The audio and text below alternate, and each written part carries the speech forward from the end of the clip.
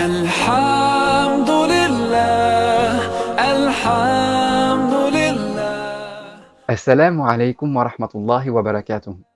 L'être humain a plusieurs niveaux de besoins. Il a des besoins primaires comme manger et dormir, mais également des besoins sociaux comme la reconnaissance, l'appartenance à un groupe ou à une identité, et cela se reflète notamment dans nos fréquentations. Naturellement, nous allons passer du temps avec les gens que nous aimons, les gens avec qui nous nous sentons bien. Cela est naturel et agréable. Cependant, sommes-nous conscients de l'impact des gens que nous fréquentons régulièrement sur nous et sur nos choix? Dans le choix des gens avec qui nous partageons nos vies, il y a soit une possibilité d'avancer, de grandir et de s'épanouir, ou alors un risque de se perdre, et cela parfois sans même en être conscient. En tout premier lieu, Allah subhanahu wa ta'ala nous enjoint d'avoir une bonne compagnie. Et par bonne compagnie, il indique dans Surat At-Tawbah: Ô vous qui croyez, craignez Allah et restez dans la compagnie des sincères et des pieux. En effet, fréquenter des personnes dotées de ces qualités ne fera que nous aider et nous pousser à adopter ce même comportement. Le prophète sallallahu alayhi wa sallam dit dans un hadith rapporté par Abu Huraira: L'homme est sur la religion de son ami proche, alors que chacun choisit soigneusement qui il fréquente. Une simple analyse personnelle nous permet de réaliser que nous n'avons pas le même comportement quand nous sommes seuls, quand nous sommes en famille ou quand nous sommes avec un groupe d'amis. L'effet de groupe nous emporte parfois, et sur la lancée, nous disons ou faisons des choses que nous n'aurions pas faites si nous avions été seuls. Ne nous laissons pas non plus leurrer en nous disant que si certaines personnes de notre entourage n'ont pas un bon comportement, cela ne nous affectera pas et nous saurons garder de bonnes valeurs. À force de fréquenter des personnes qui ont de mauvaises habitudes, de mauvaises paroles ou actions, soit nous finirons par les reproduire, ou alors nous banaliserons leurs actes et paroles car nous avons de l'affection pour eux.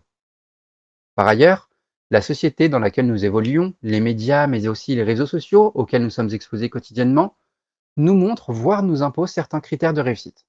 Alors on pense que pour réussir, il faut tel emploi ou tant de biens. Alors on se met à fréquenter, à suivre ou à liker certaines personnes qui correspondent à ces critères. Cependant, quelle est la définition de la réussite en islam? Pharaon, qui avait argent, pouvoir et notoriété, fait-il partie de ceux qui ont réussi? Le prophète sallallahu alayhi wa sallam, qui avait peu de biens, qui a été critiqué par certains de ses proches et qui à une époque de sa vie a vécu sous le coup d'un boycott, n'est-il pourtant pas considéré comme modèle de réussite par Allah? Allah n'accorde aucune importance aux biens de ce monde ni au statut social que l'on peut occuper ici-bas. Allah nous jugera uniquement au regard de nos cœurs et de nos actions, comme cela est indiqué dans ce hadith du prophète sallallahu alayhi wa sallam. Allah ne regarde pas vos apparences physiques ni vos formes, mais il regarde vos cœurs et vos œuvres.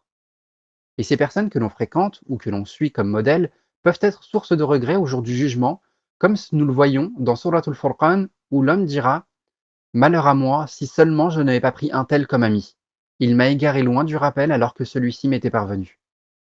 Prenons conscience de l'impact qu'ont les gens qui sont dans nos vies, aidons-nous mutuellement comme Allah nous l'enjoint dans Suratul Ma'idah lorsqu'il nous dit: Aidez-vous les uns les autres dans l'accomplissement du bien et de la piété. Recherchons la compagnie des gens qui aiment Allah et son prophète sallallahu alayhi wa sallam, mais cherchons également à devenir ces personnes qui seront bénéfiques aux autres. En effet, Allah garantit son amour à ces gens, comme cela est rapporté par Ahmad et-Tabarani, où Allah dit: Mon amour s'impose pour ceux qui s'aiment pour moi. Mon amour s'impose pour ceux qui se rendent visite pour moi, ceux qui s'entraident pour moi, ceux qui deviennent amis pour moi.